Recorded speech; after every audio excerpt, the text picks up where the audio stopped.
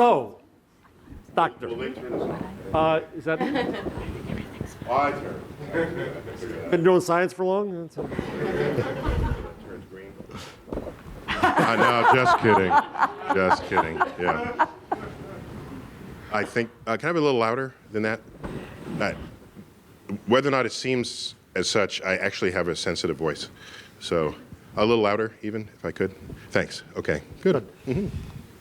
So, in your. By the way, at some point before I leave tonight, somebody's going to need to explain to me this clock that says New York on it. Because if there's ever only one clock on a wall, I assume it's local time in that city. That's just my assumption. I'll do it right now. I'll do it right now. So we had that ridiculous theatrical thing of the world, right? Why we had to know New Delhi and it's a half an hour off, and Bangkok and so on and so forth. The problem was every single clock was not only a different time zone, it was off. Like it was 5:36 here and it was 5:46 in Cleveland or whatever. On your clocks. On our clocks. Not actually here in Cleveland, yes. Right. So they were all wrong. They were all wrong. And we were in a journalism school about credibility, and the new dean, Sarah Bartlett, came in and said, enough, which she has a habit of doing. So they took down the other clocks, but they left up the label for New York. So now we don't know whether this is right or wrong, No. because we can't compare it to anything else. Yeah. Okay. That's the idea. Just, Clever, huh? yeah, just checking on this. Sorry I'd interrupted. Go on. Not at all. That's your Yeah. job. So you interviewed, congratulations for the scoop, you interviewed Edward Snowden. Yes, on Star Talk. On Star Talk? Yes. And by robot. It's a bot. We just call it a bot. If you want to be cool, Yeah. you call it a bot. Yeah, okay. It's like basically an iPad screen on a roller that he controls from his location in asylum in Moscow. And just to verify this fact, I asked him, could you like turn left? And then the bot turn left and then right and twisted. So he was really doing it, yeah. Moment. So in that, you thrice denied being a journalist. Really? Yes. Okay. I counted. But the no cocks crowed afterwards. You 3 times denied being a journalist.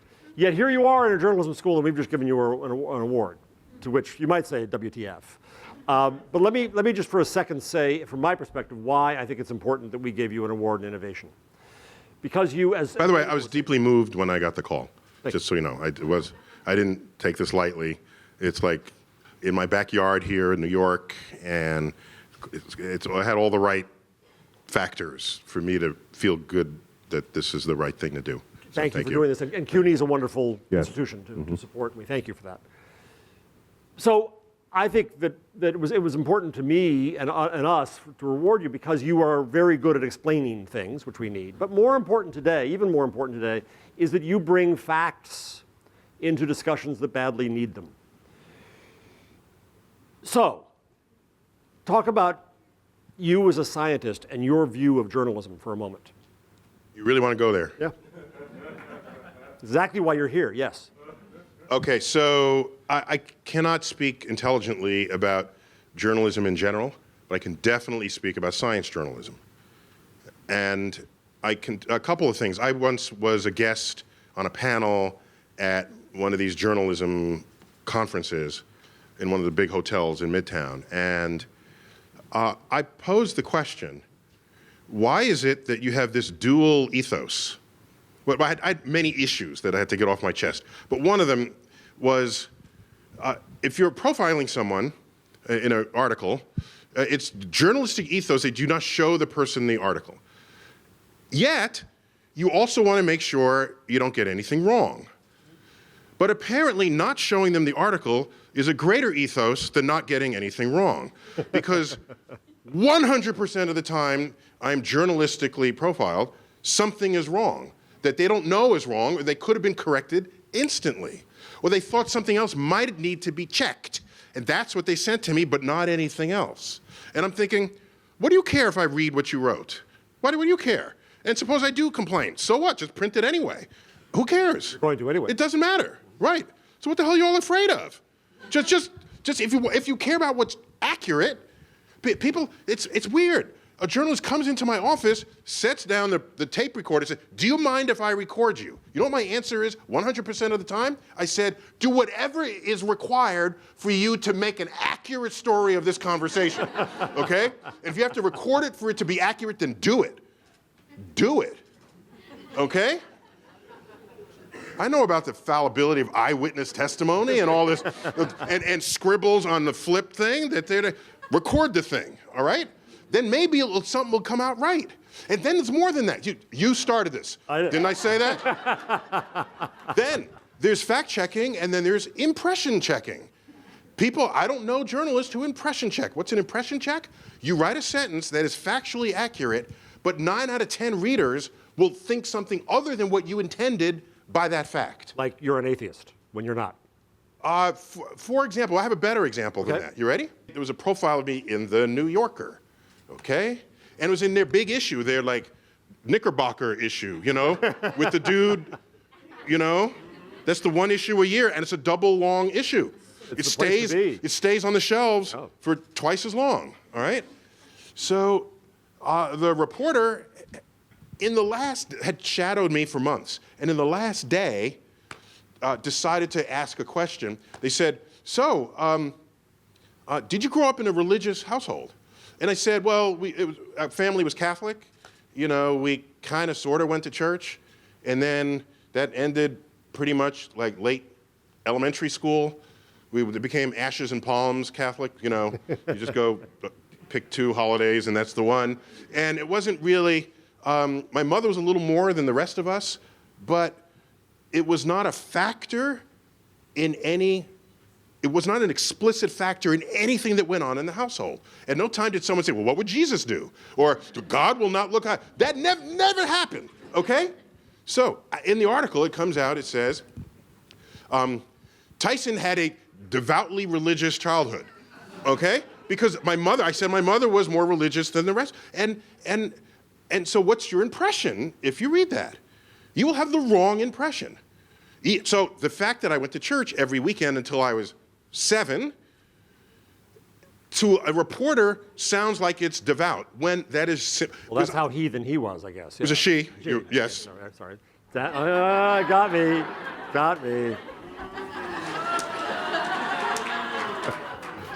I just presumed a man screwed it up.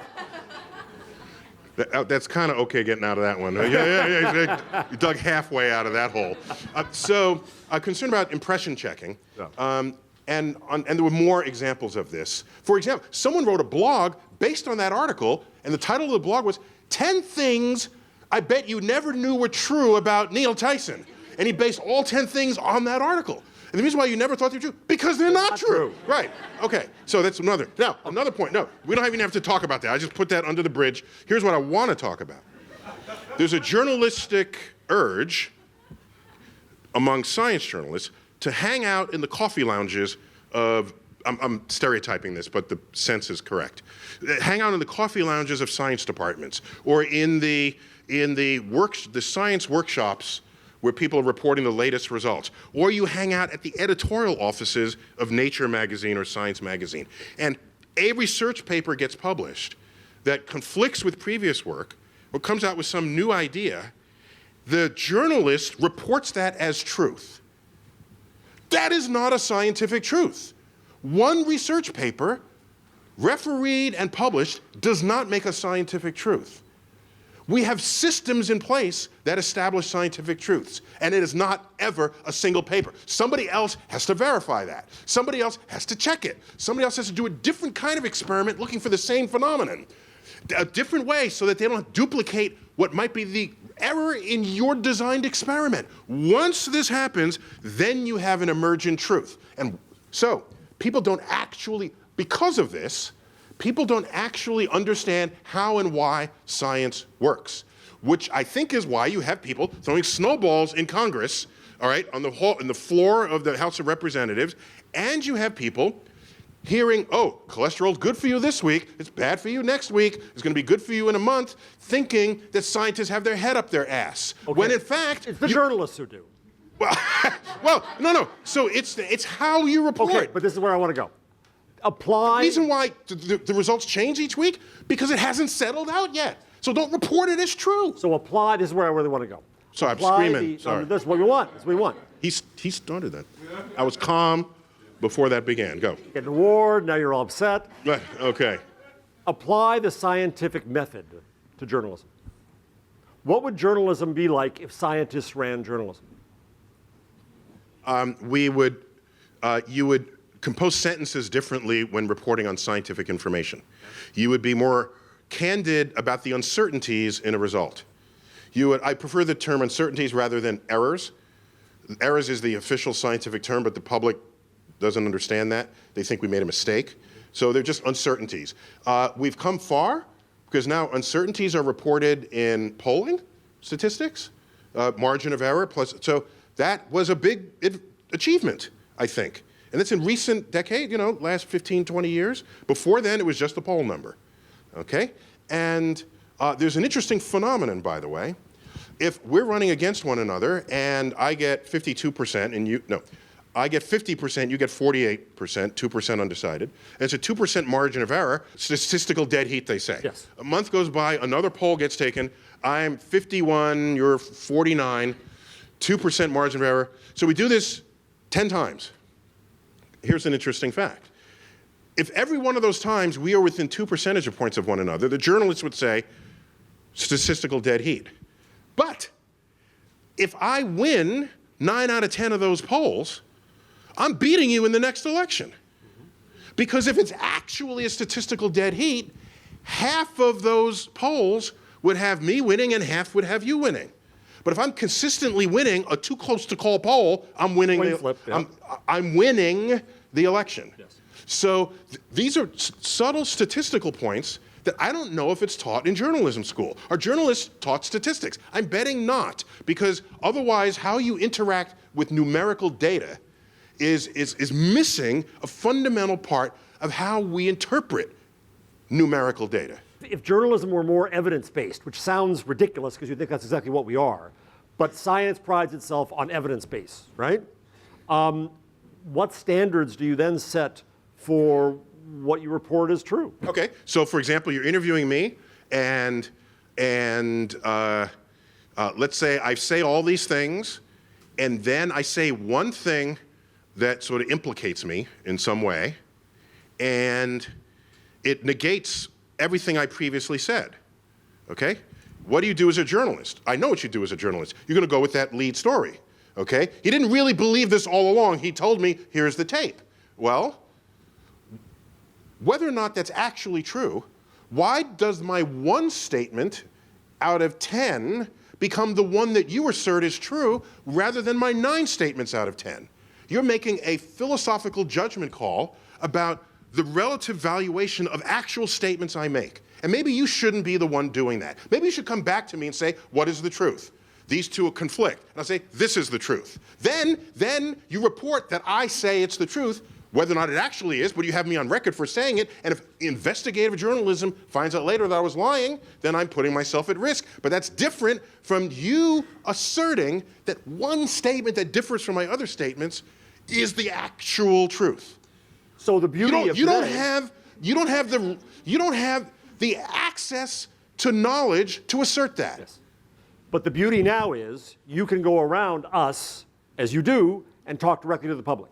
And you correct not just journalists when we screw up, you correct politicians, you correct policymakers. This crossed my mind because my Twitter stream has something like, I forgot the exact number, I'm looking them up. I have more Twitter followers than the circulation of the New Yorker. So if I really need to correct something, I just put it out there and then it's done and I move on. Right. No, so it's quite potent, actually, to have direct access to a community of people. So where did that begin? Because you're a scientist, you're an astrophysicist, but you're also, among your other geniuses, is social media, is understanding how to build a celebrity and use that celebrity to have a positive impact of fact on the discussion. Where did that start? Where did you wake up one day and say? I'm not entirely what I seem. I say that in a room full of journalists. It's like, yeah, go on. So I'm significantly more passive in everything I do than it otherwise looks like. So when I wake up in the morning, a beautiful day is no one calls me to be on the media. That's a beautiful day, all right? When you see me in the media, it's because I was called. The universe flinched and they want to comment. Occasionally, if I write a book, they're marketing people with the book, and so they'll place you on the show. That's maybe 15% of the times that you will ever see me on TV. Most of the time you see me on TV, I'm not hawking anything. I'm there because the gatekeepers of the news desks wanted a soundbite. But you're also you wouldn't do it at all, I don't think, if you didn't see that there's a positive impact, that you can debunk stupidity. What I'm saying is, I don't start my day saying, how do I debunk stupidity today? That is not how I begin my day. It may be how the day ends because I'm called to do so, all right? And in my Twitter stream, these are thoughts I have anyway. I hardly ever sit down and squeeze and say, what tweet can I come up? No. These are just what the world looks like through my lens. And my lens as an educator and as a scientist, stuff occasionally looks different to me than everybody else. And so I thought, this is probably a shareable thought. Right. Without sharing it, it would just evaporate into the ether. Because I have the thought anyway. And here's where those began. Because I got a Twitter account early, because people, you gotta have a Twitter account. I said, why? And oh, I'm having a hamburger now, I'm crossing the park now, I'm gonna see a movie now. And it's like, why, I don't care. I said, fine. So I tweeted that way. And then I had an epiphany. I was filming in Las Vegas for Nova, PBS Nova, a special on how the mind can be fooled. Vegas is famous for its magic acts and other kinds of conjuring. And so we were going to do a special on that. And a few months before my book on Pluto, get over it, okay?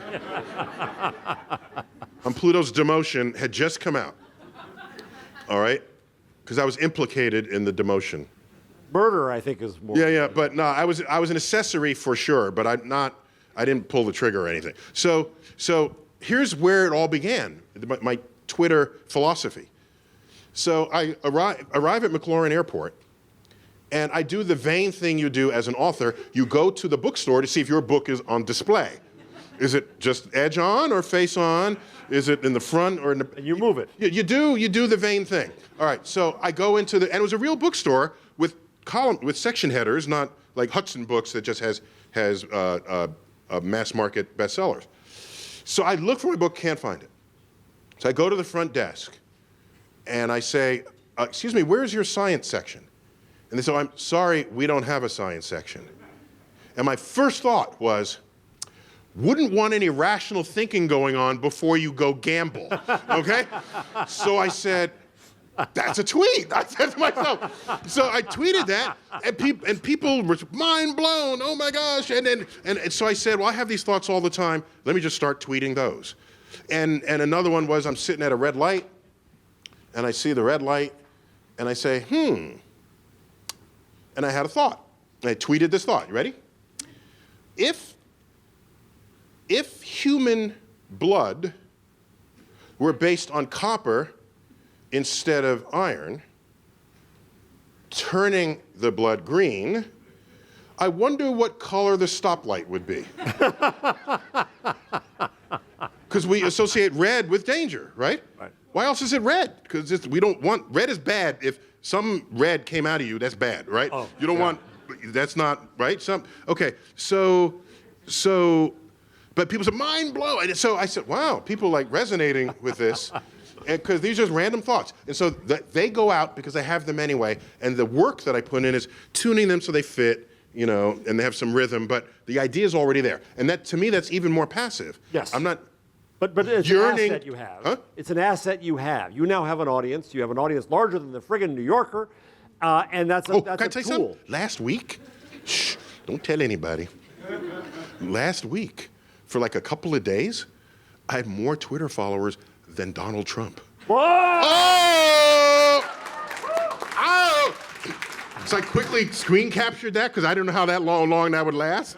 So I have actual evidence of like a few days where I had more. Mr. President.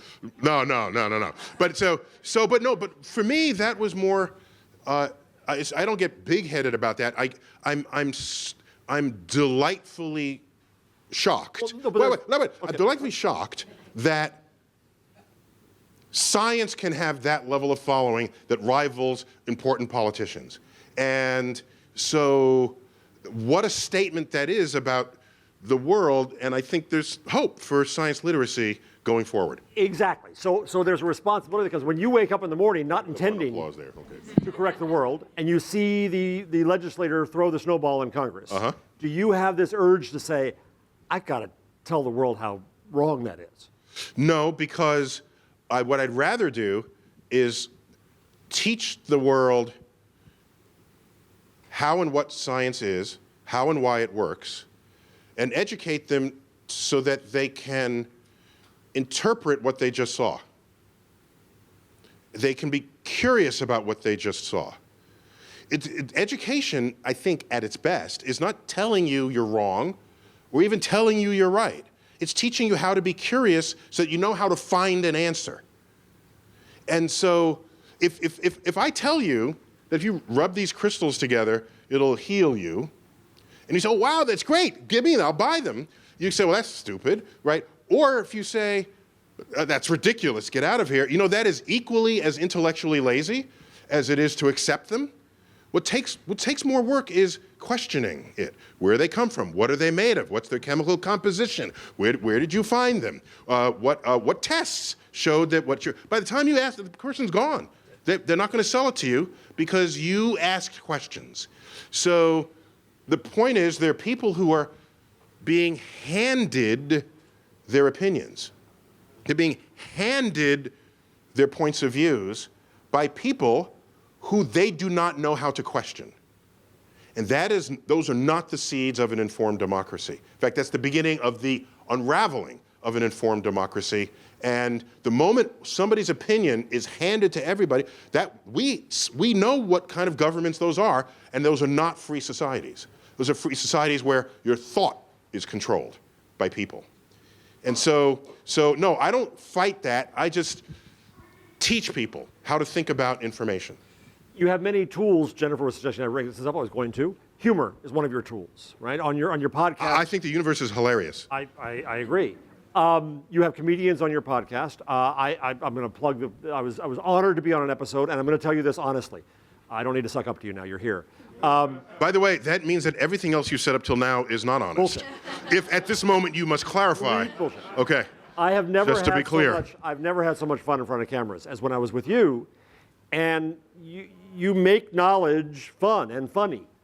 How does humor fit into your methodology and mad science? So great. So thanks for bringing that up. I had him as my in-studio guest for my Star Talk show. It's a podcast radio program on Sirius and a TV show. And I had you're basically there for all three happening simultaneously. But I have a principal guest that's interviewed. Usually it's a A-lister or someone of very high cultural note, a pop culture note. And then if that interview, and I pre-record that, if that interview is a little thin academically, we will bring in an academic expert in studio, such as yourself, to comment. Obviously couldn't get one that night. No. To comment on what had just transpired. And in that way, it's a valve to up the learning content, to add to the fact that we all love basking in the presence of celebrities. And if the content gets a little heavy, we have another valve, the comedian valve, and they're trained to come in, add a bit of levity to counteract the gravity, so that Star Talk hits a zone where you'll come out having smiled, laughed, learned, and say, wow, I want some more of that. That's the goal. And I think we hit that most of the time because of these valves. Otherwise, it's kind of hit or miss. Was it a good guest or bad guest? But we've got these other tools to work their way in. And so I think it's no secret that people like to smile, they like to laugh. If you can combine learning with laughing, oh my gosh, Is humor a good path to truth? I mean, Jon Stewart was the most trusted news person we had, I think, for a good reason, on TV at least. I think comedians are some of the smartest people in society as a community, because they have to not only know all about culture and human interaction and religion and politics, they have to not only know it all, they have to know it so well that they can maneuver it in a way and show it back to you with a fresh perspective and have you laugh at something that previously would have made you cry. Oh my gosh, the brilliance that takes. And so I don't think astrophysics needs that full hammer of comedy, because it's not that, but any humor at all can be fun. But I'm not talking about humor like one-liners. No. This is humor folded into the content. Can I give you an example? Please. Had I been on the set when the question was asked, what is the most memorable podcast moment that was asked? I think that was the question. I'll tell you mine. We have, on some TV sitcoms, they have the memory show where they sit down and they just remember and they throw in clips. And it probably takes them 10 minutes to actually record that show because everything are just clips. So we do something like that for our yes, we do have a memory show, but it's called our time capsule. But we also have something called Cosmic Queries, where the comedian sits there and just reads me questions on the universe and I answer them. So there's no guests, there's no, and the comedian riffs on where the person came from, what the question was. Chuck Nice, who's one of our mainstay comedians, is reading questions on superheroes. That was the theme of the day, and we solicited it from our social media. And they're straight questions like, what's the fastest I think Superman could fly? Or Batman, how strong could his vest be given the modern weapon? And I said, Chuck, because I don't see the questions before they are read to me in that instant. I said, Chuck, there's got to be some fun question. He said, no, I can't. Chuck, just bring it on. He said, okay. Does Superman have super farts? Now, and so he chuckled a little bit. So then I thought about it and I said, okay, here's where I took that question. I said, well, everything about him is human except he is invincibly human. He's got eyes, ears, he eats. So if he eats, he will have a digestive tract, like humans do. He'll just be a super digestive tract. So if he has a super digestive tract, then I have no reason to doubt whether he'd have super farts. But here's an interesting fact. One of the active gases in flatulence is flammable methane.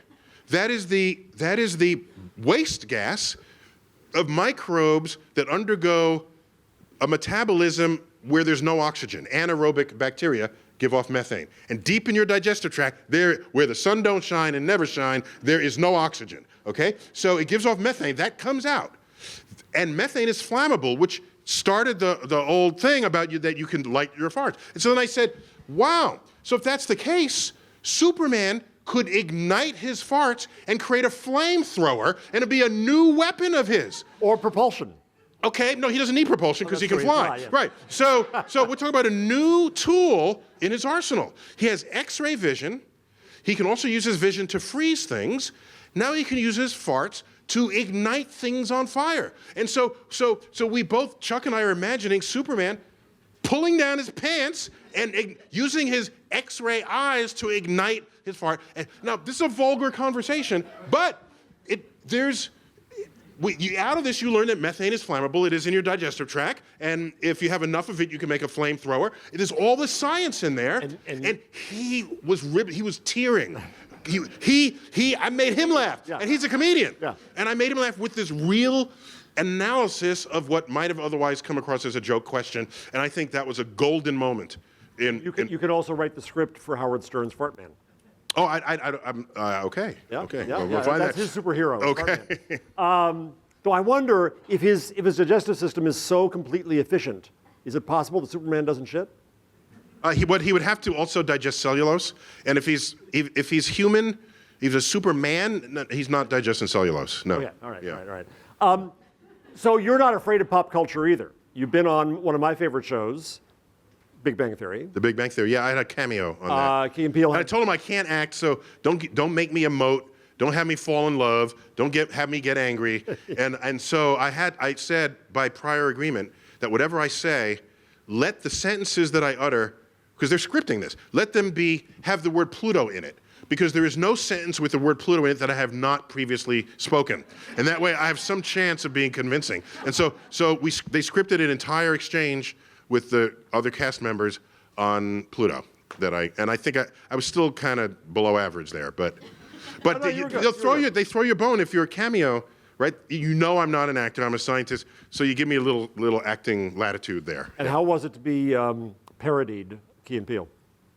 Oh, people ask me, how did I feel? How did your wife feel is what I want to know. Yeah, I don't know if you saw this. Key and Peele parodied me and my wife, not knowing that my wife has a PhD in mathematical physics.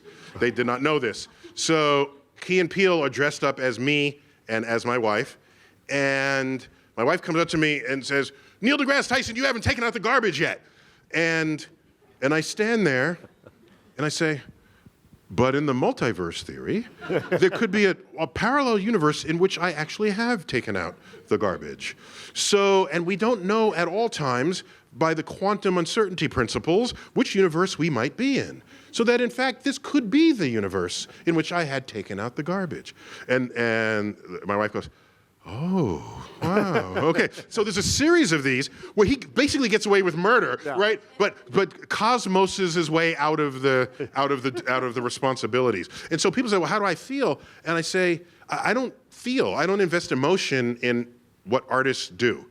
What I do is applaud the fact that there are artists of all kinds, musicians, actors, comedians, that have found the moving frontier of science as legitimate sources of their inspirational muse. And that, I think, is something to celebrate. So no, I don't judge it. It just is. And that's something. What are your scientists who were buried in laboratories and never see the light of day? Do you get any grief for popularity? There might have been a day when that was the case. And it may happen today, but I'm pretty sure it's not happening for several reasons. First, when the networks call me, because I'm an easy date, they're all here in the city, and I'm just up the street. So I'm the easiest, they don't have to fly me in, it's a cab ride, all right? So here's what happened. They call me and say, "Oh, there's a new result. The Higgs boson was just discovered. Could you describe this to us on camera?" And I say, "Well, have you interviewed people who are on the project?" "No, we just thought we would get you to do it." I said, "I'm not talking to you until you interview the people who actually worked their ass off to find this particle. Then when you've done that, come back to me and I will tie a bow." You'll explain it. On that answer. No, I will explain why it matters. Right. I will not explain it. Get the people who did the work to do it. Then I will tie a bow. And what I have found is that lifts all boats. And then the people who work their lives, postdocs work 10 years to try to get this result. Is there one time in the limelight? I don't want to be the one who is seen by their grandmother when they worked so hard to get that result. And so I think maybe I'm delusional here. I think I'm seen by my colleagues as an asset to the tide waters of the field, where if all the tide waters rise, all the boats rise, and then they're more likely to get the funding streams in Congress and all the rest of this in their favor as a result. Did you like the movie The Martian? Yeah, so I tweeted a dozen tweets or so, and I hardly ever tweet my opinion on things. When I tweeted about the movie Gravity, and I said what things they got wrong, people said, "Oh, Tyson doesn't like Gravity." Never said I didn't like Gravity. I just cited things it got wrong. It had more things it got right, but that's not as fun as finding the things it got wrong. I don't spend time invested in finding things crappy movies got wrong. There's no point in that. And movies that don't care about the laws of physics, like Star Wars, I'm not sitting here telling you which Star Wars got the laws of physics wrong. That's a waste of both of our time. Just sit down and enjoy the fantasy. So I'm happy. Well, you made a great trailer for it. Oh yeah, that was a fun. It was a fun little exchange there. Yeah. So I will tell you whether I like the movie because you asked me, not because I sat here to volunteer my opinions. Because I don't give a rat's ass whether we share each other's opinion or not about anything. I don't care, and my Twitter stream has no opinions in it at all.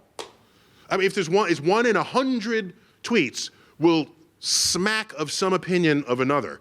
But that is not my MO. Most people with that platform are pundits who have strong opinions or they're parts of movements, and they want you to join that movement. You have never seen me debate people. You've never seen me at the front of movements holding up placards. You've never seen me arguing with politicians. It's not what I do.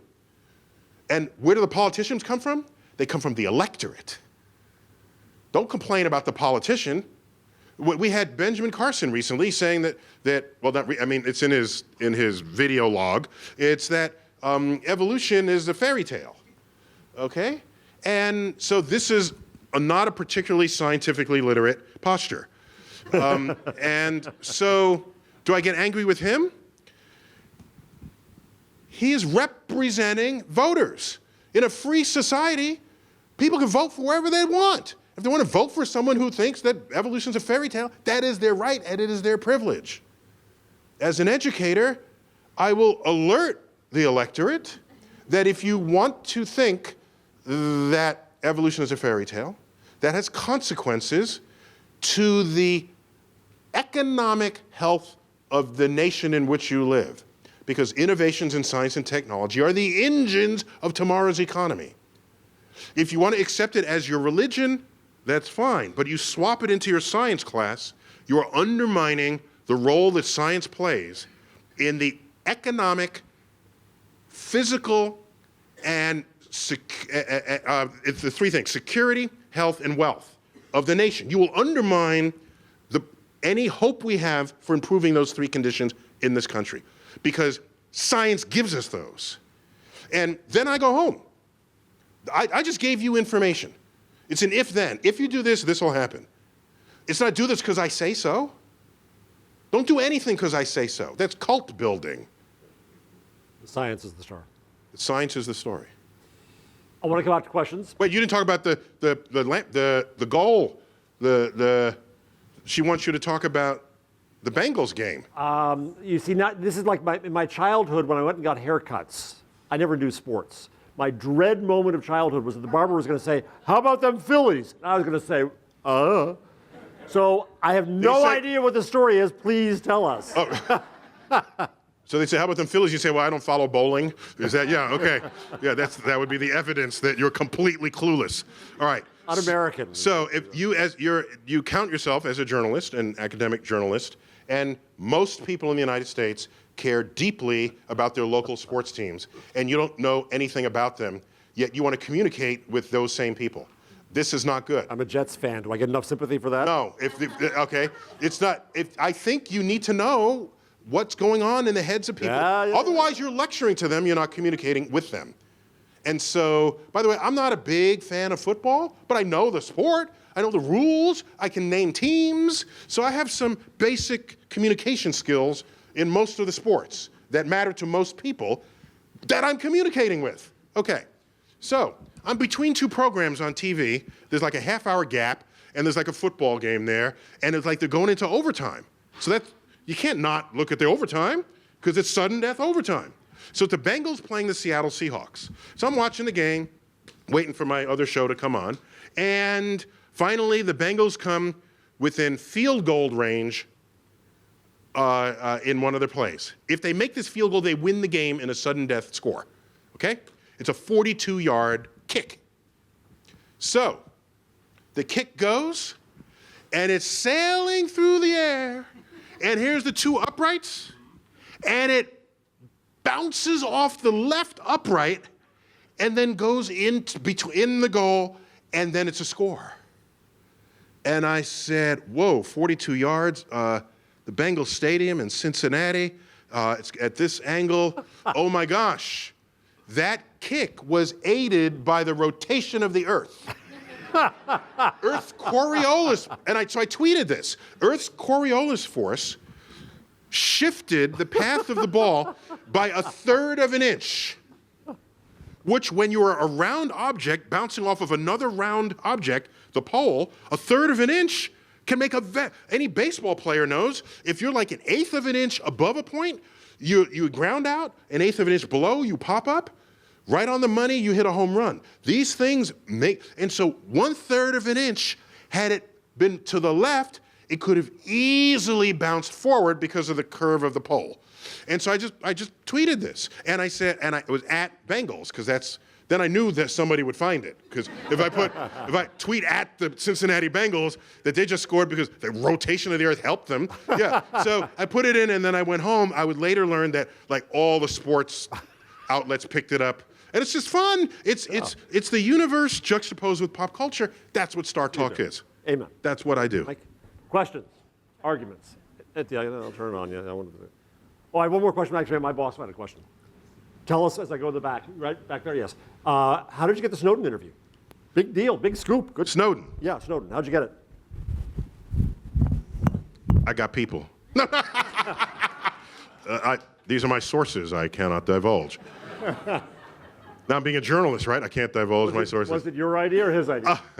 So I have to remember now.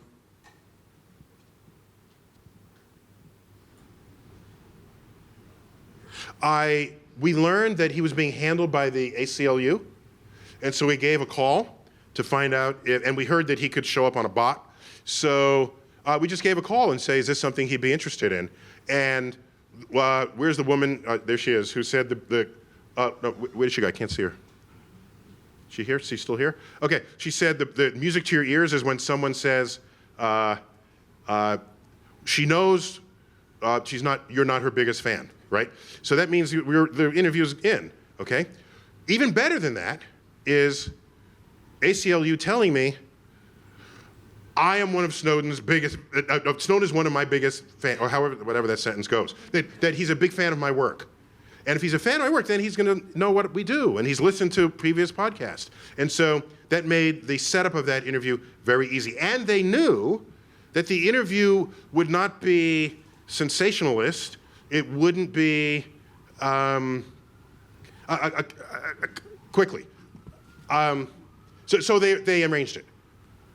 3 days ago, I interviewed Hope Solo, the controversial goalie for the American, for Star Talk, okay? She posed nude for ESPN. She was like arrested for beating up her half-brother or cousin or something, like violent domestic things. I didn't ask her any of that because I don't care. You all care about that, so you ask her about that, okay?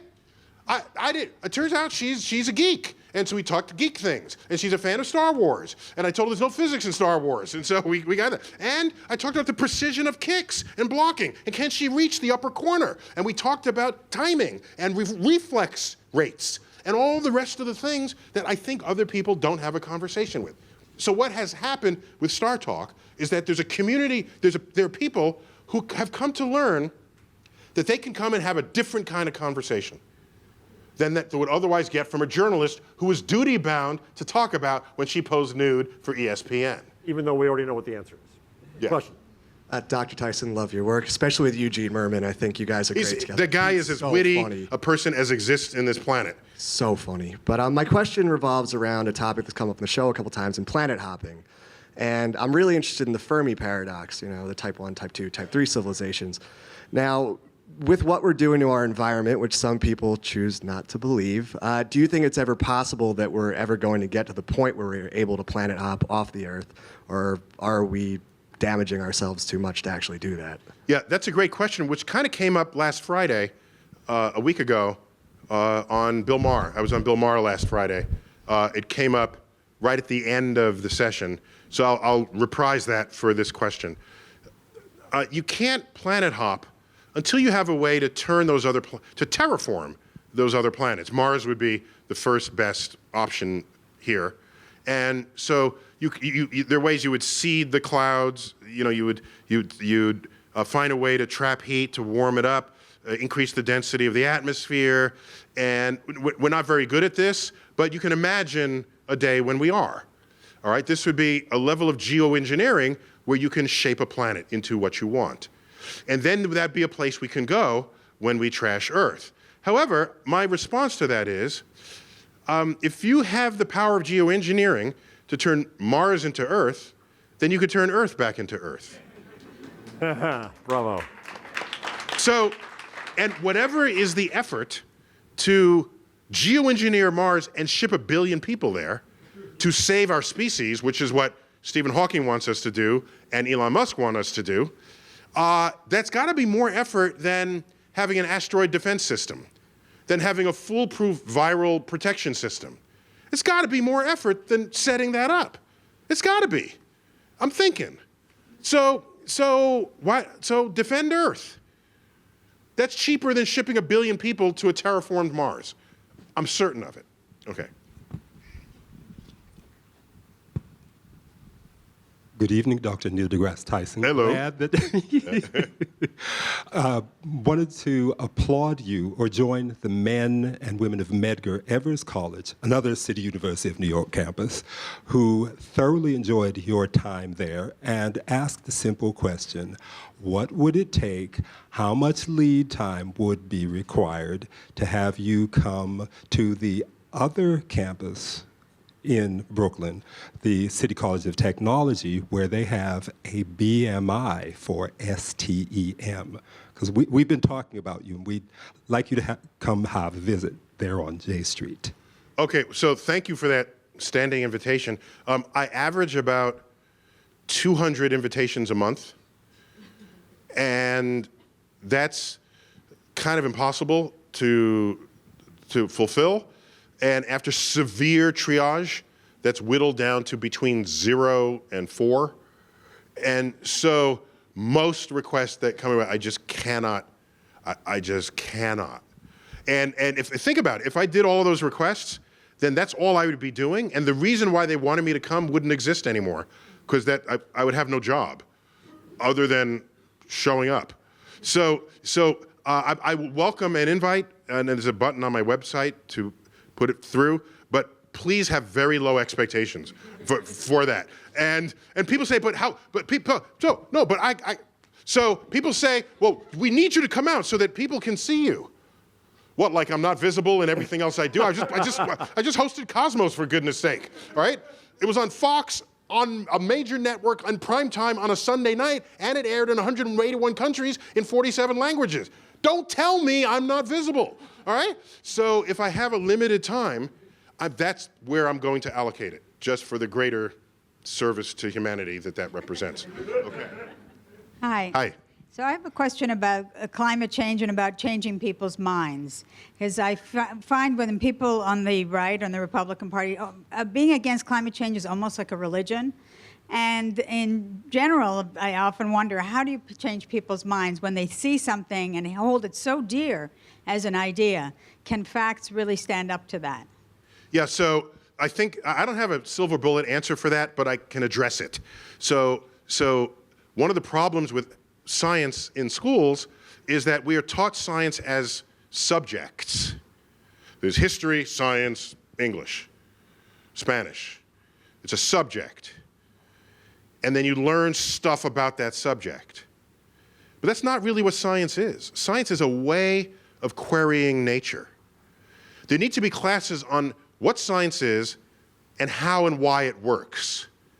Then you are empowered. You are inoculated against throwing a snowball in Congress, if that's how you were trained to think about the natural world.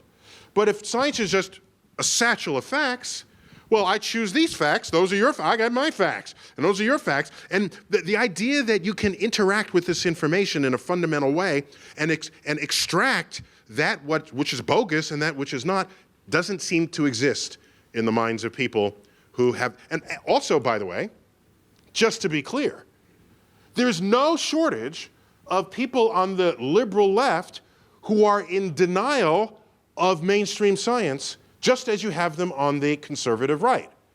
The people who are anti-vaxxers are primarily left-leaning people. The people who are all into alternative medicine, which requires at some level that you reject mainstream medicine, are primarily people on the left. The people who are into odd, unusual, peculiar diets, they're people on the left. And so, so these are different issues, of course, but when I hear left people speaking of Republicans being anti-science, and I go down the list of things that are squarely in the portfolio of left-leaning people, I offer no, I'm not choosing sides with you. This happened with GMOs. I'm generally claimed by the left, generally, and then I came out with a statement that relax about GMOs. Everything in a grocery store has been genetically modified, okay? If you're worried about genetically modified food, do not shop in any grocery store anywhere.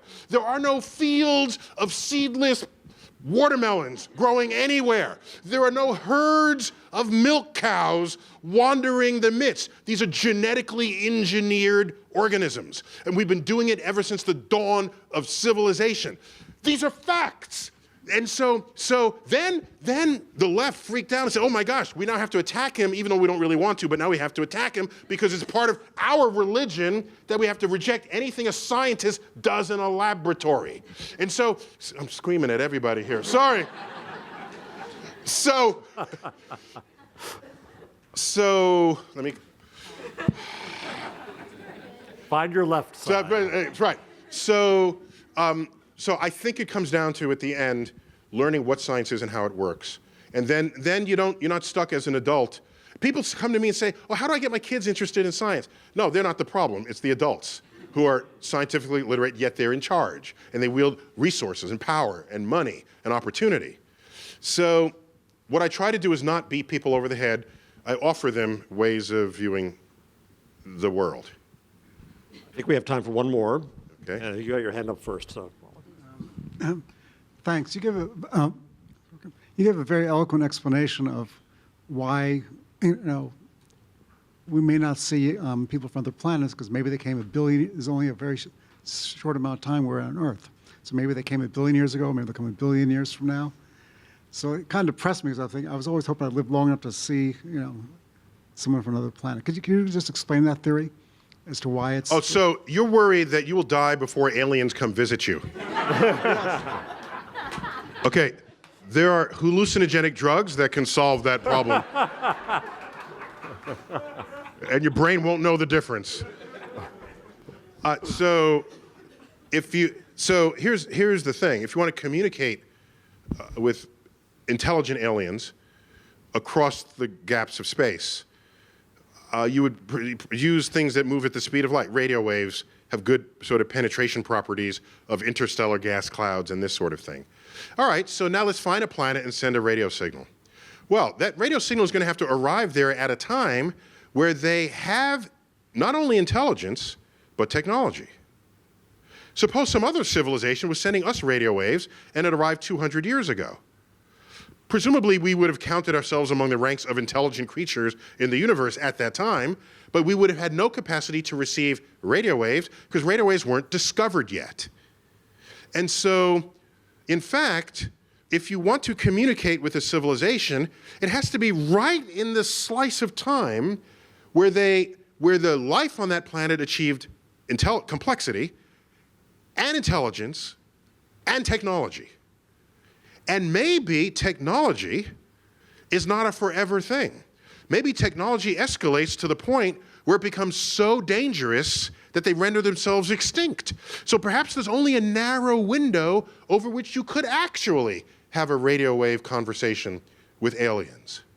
So I think the only hope, really, is that we get visited by highly intelligent aliens that figured out a way to cross the gaps of space-time, but thereby not being limited by the speed of light as as a speed limit of the universe. As we say, speed of light is not just a good idea, it's the law. But if you warp space-time, you can cheat that, as they do in Star Trek with their warp drives and things. So if they would visit us. Now, you were depressed before. You don't know depression until what I'm about to tell you. So now imagine if they visit us in a spacecraft. What are we doing now? In the United States, we don't even have a spacecraft to launch our own astronauts. We're hitching a ride we're buying seats on the Russian for tens of millions of dollars, okay? And what will that do? It will go into low Earth orbit where we will boldly go where hundreds have gone before, all right?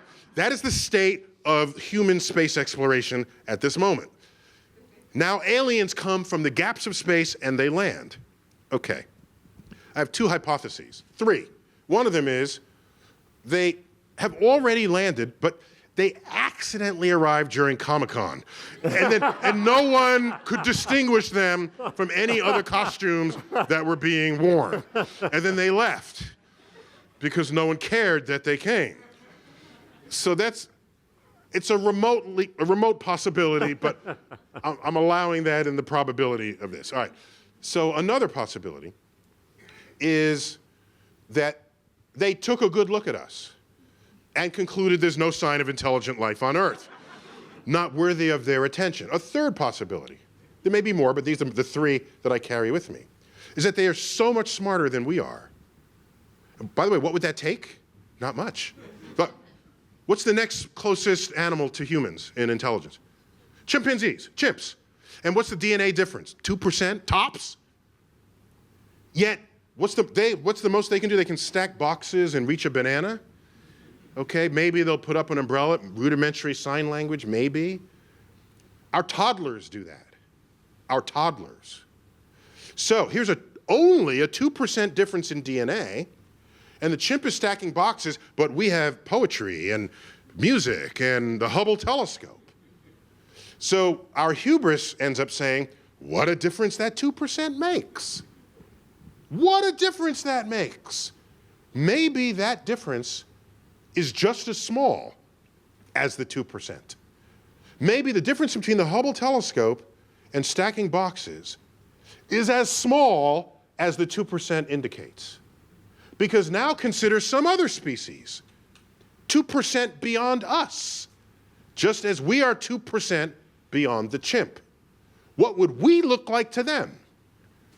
They would roll the smartest human Stephen Hawking, roll him forward and say, this one is slightly smarter than the rest because he can do astrophysics calculations in his head, like little Timmy over here who just came back from preschool. Alien Timmy. Oh, look, you just composed your 12th sonnet. That's beautiful. Oh, you just re-derived the fundamental principles of calculus. Let's put it on the refrigerator door. Yes, that's what their toddlers would be doing because our toddlers do what the smartest chimps do. If aliens came and they had only that much more intelligence than us, the gap that is between us and chimps, and we have DNA in common, if they were only that, they could enslave the entire Earth and we wouldn't even know it. Maybe that has already happened. And we are living our lives as though we are expressing the free will of the human species, yet we are nothing more than an ant farm on their shelf. So we are their entertainment, not even worthy of investigation beyond what we look like in their terrarium. And I tell you this because our hubris says things like, oh, when the aliens come, they're going to probe your gonads. No, I mean, what? They're going to eviscerate your cows in the fields. Excuse me, if they came in here in a spaceship, they don't give a rat's ass about your gonads. I promise you. Anyhow. Have a nice day. Yeah, all right.